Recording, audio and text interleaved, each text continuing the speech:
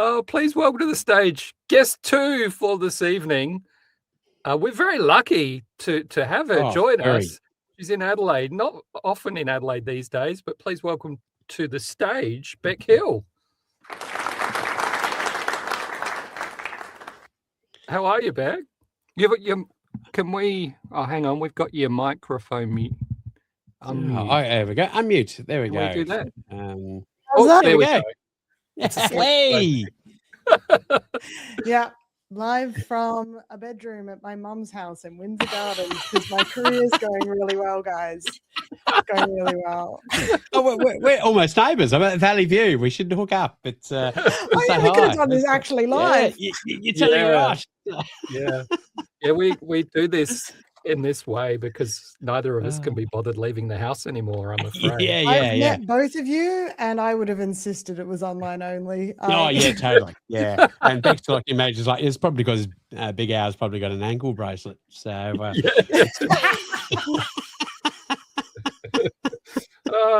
so you're in Adelaide at the moment for the Fringe Festival, but are you doing a lot, or are you just popping up places? I just finished my run, so that was useful, wasn't it? That's how good my marketing is that I was like, do you know what? I might do Adelaide Tonight 2 days after I finish my run. Yeah. Yeah. You could have had at least 3 extra people singing. Yeah. Oh gosh. You know what though? I was in Hell's Kitchen at Rhino, and 3 people makes a difference in that room. Oh, right. Yeah. Well, your career's taken on. Like, you've been on the Jonathan Ross show and Countdown, and you've done a wonderful job just marketing yourself and doing a great career in the UK. So, how's it all been? Like, you've done a fantastic job. Oh yeah, I've done a really good job of marketing myself in the UK and forgetting to. I remember I came back a few years ago and I was doing a gig in Melbourne, and it was the first time where I came out and I started to just go, how when you're doing somewhere new, anywhere new, you've got your standard here's a bit about me kind of shtick, it's my intro so that you can understand who I am and get on with it. Yes. But I was in this is my old stomping ground. After I moved to Melbourne after Adelaide, I was like, these are all my folks. And I walked out and I went straight into material, and they were so cold. And it just took me a solid a long 5 minutes before going oh, these people have they have nothing. They don't know what I'm I was making jokes about living in the UK. And what it's like, and then realizing, no, you don't. I'm that idiot who's who? I'm sorry. It was as if you had. Do you know when you're a kid and your a family friend comes over and they talk to you as if you've known them your whole life and you do not recognize them, and they're like, "Oh, you were this time," and you're like, "I don't know who you are. Stop trying to be cool." That's that guy.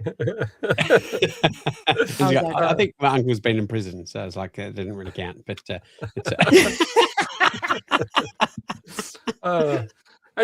last time people know who he is. True. The last time I saw you was a Rhino room, and it was a night where you said just bring scraps of material. I don't know whether you do this a lot, but I was quite nervous doing it because I thought what was it called? You have this idea where you get people to just bring scraps of material.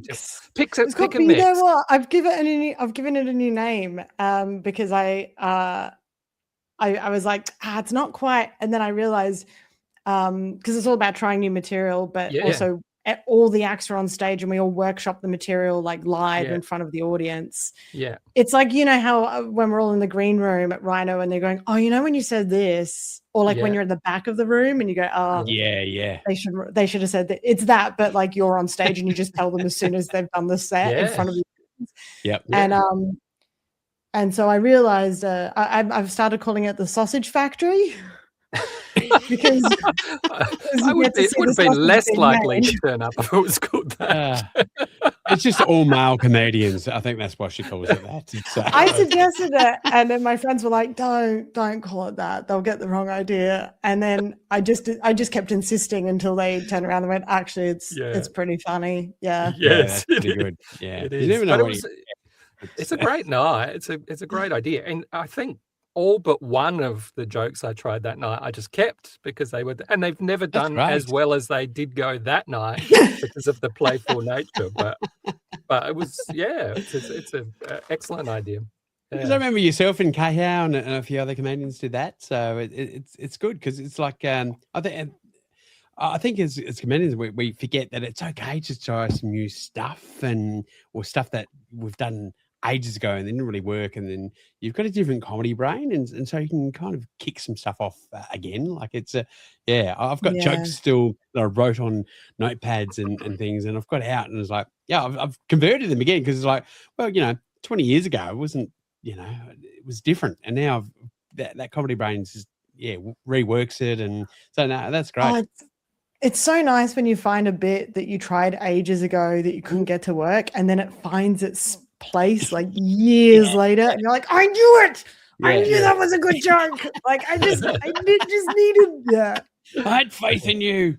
Like it's So what are your memories of getting started in Adelaide when you joined the crew and started getting on stage? What are your memories of that time? They're really positive. And it wasn't until years later that I realized just how lucky I was, because the Adelaide comedy scene was really supportive. Also, it's a beautiful thing that times have changed, but like at the time I was probably one of the only regularly performing women. And I use the term woman vaguely because I was like fresh out of high school. I was like 18. Yeah. And it's so fun when the whole when the whole Louis C.K. stuff came out, and there's loads of people were sharing their like horrific stories about how they were treated by men when they were starting out and wanted to leave and all this sort of thing. And I sort of remember looking back and being like, I felt so safe and protected, and it made me realize just how beautiful like that room, the people in that room were. And I later did find out that like looking back and hearing things about maybe certain people I'd performed with and going, geez, like I never felt unsafe. And then realizing that was because there was like this whole family of comics who were sort of like looking out for me without me having any idea. And I remember saying to someone, God, I can't remember. It might have been Craig. It might have been Hamo. It was one of the Comedy Big Brothers or something. But later down the line, when I think someone's problematic past came out, and I said, oh, I never had any. Like, I don't think I was ever aware because looking back, I was like, were you making sure that I wasn't like left alone, or like were you putting things in place and just because you're a bit wary? And they're like, yeah. And I went, why didn't you ever say like, oh, watch out for this person? And they went, because why should you have to worry about something that none of the other acts had to? Like, you've already got enough going on before you go on stage. Yeah, that's right. Why should you also have to be sitting in the green room thinking, God, am I safe around this guy before you go on stage? Like, I'd rather you lived in that sort of naivety and we could keep an eye and make sure you were safe. Yeah. Because that's what everyone else got to do. Like, you shouldn't have to live any differently. And I was really grateful for it. And it just really made me appreciate like the fact that there was, I was very, very fortunate just to have like, that was like the true thing of an ally is people who were making sure I wasn't being put in any situations that would ruin things. And so I had a really, really lovely time. And then and now there's like local women. Like there's like I come back and I'm like, I can't move from women. So it's great. I love it. It's so good, isn't it? It's so good. Yeah. Like it's, I think, and that's the great thing about, I think, Adelaide comedy versus other states is that we are really a close knit family, and we look after each other and we celebrate each other. You know, I know other states, they get bitter if go, oh, that guy got a radio. It's like, no, we actually go, oh my God, this is fantastic. If they get a radio gig, then let's celebrate them. And, you know, I think that's the great thing about Adelaide comedy is that we actually celebrate small wins and people who've come from it and go, oh, because I think it just gives hope for other people and go, oh, well, I can follow their dreams or I can do that. Oh, yeah. And, you know, I mean, it's been so exciting for us to see your success and Georgie Carroll, mostly women when I think about it, and Georgie Carroll and Hannah Gadsby. Hannah Gadsby and who have taken it out of Australia. You know, I mean, Australia's got lots of great comedians and male comedians that come out of Adelaide, but you know, some of Thomas Green's doing really well now. Oh, he's smashing it. He started in Adelaide after me, and then I was like, I remember bumping into him being like, oh, you little whippersnapper. And now I'm like, oh, hey, Thomas, can I do your gig or whatever? Yeah. You remember Auntie Bec? Yeah. It gets like that, doesn't it? You just go, can I open for you? Which is awesome. Like it's so good. Like it's and the fact that the UK you guys have just smashing it and done wonders. Like I was so like I love the fact that you've been on the Jonathan Ross show and the Christmas special cracked me up. Like your flip art stuff was like, and I saw that kind of when you first started doing it. It was just like kind of drawings, and now it's like. It is like an art. Like you do stuff to a flip chart that you know I didn't think was possible. I thought those things would just sat in a boardroom. Illegal. I would say they're illegal. That they are truly amazing. Like that how long would it take you to do like an actual proper flip chart? Like these are like creative stuff. Like, these are pop-up books of your dreams. Like these are amazing. I would say okay. So my answer, whenever I get asked that a lot, and I always say that on average, because I treat them like a puzzle. So you know how like when you're doing a puzzle, you don't just sit down and then like do it for like 8 hours straight, because otherwise you'd be like, I hate puzzles. Why am I doing this? It's a job.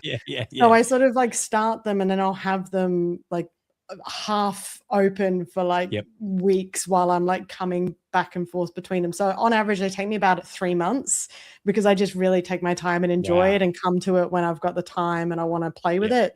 I have on occasion made them in a rush, like for stuff where I've been like commissioned or something, and I hate it. I hate it so much. If anyone says like, oh yeah, do you want to do this TV thing in like a few weeks? I'm like, it's anything you pay me that would make it worth that for me it's not going to be worth that amount for you. It's just and is it the same really with your books? You're an author as well, and you write the kids series Horror Heights, is it?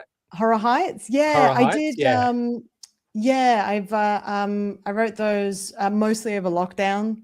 And so and it was really fun, but also like really intense. And I really didn't have the energy for like stand up while I was doing them and some other stuff. And I sort of ended up doing a lot of writing work, which was really helpful for paying bills, and really enjoyable. But the thing about writing books, even like kids' books, is you're not getting any immediate reaction. And it's really isolating. And you're used to having your audience like let you know immediately if they're enjoying themselves or not. And B, you're not around your peers. You're not like so much of, and this brings me back to us talking about like how beautiful the Adelaide comedy family is that what I loved, especially like when I was starting out here, and because I think of you guys as my brothers. Like I feel like we've always been family. Yeah. And I'll always have time for you because you've always been like family. Lovely. A little sis also, is like we love comedy. Like it's about, it's not about the ego. Yes. It's always been about the comedy. Yeah, And yeah. I think that's the difference. Like, you get problematic comedians when it becomes about the ego, about them, Right. about like what it can do for them. Yeah. Whereas, you know, what makes comedy so fun is not just being on stage and making people laugh. It's the social aspect. It's the community. Absolutely. It's like seeing your mates tell jokes and then like chatting with them afterwards, and then them seeing, and then being able to swap notes and all this. You know, and then enjoy watching other comics all together. It's like all the best parts of comedy in one. So I always come along and many times I've asked mates going, "Oh, can you do this bit? Because I really like it." Like, you know what I mean? Like, yes, yeah. My favorite thing. So much fun out of it. I don't know if you guys remember Kent Valentine. I do. Yeah. His name, we were talking recently, and his name came up. You're totally right. Yeah. He so he's in London, and his kids are sort of at an age now where he'd gone. Okay. Yeah. He moved to London like years ago because his wife's English, but his kids are now at an age where he's not having to be around them all the time. Awesome. And so he's now like, oh, I think I'm ready to start like playing at the rooms again. And it's so fun. And I remember like when I first moved to London, I remember contacting him because he had this story about when he first moved to London and like when they were expecting their first child and he had to get a pram on the underground. And it's such a beautiful, like, it's so funny and so well told. It's a really good story.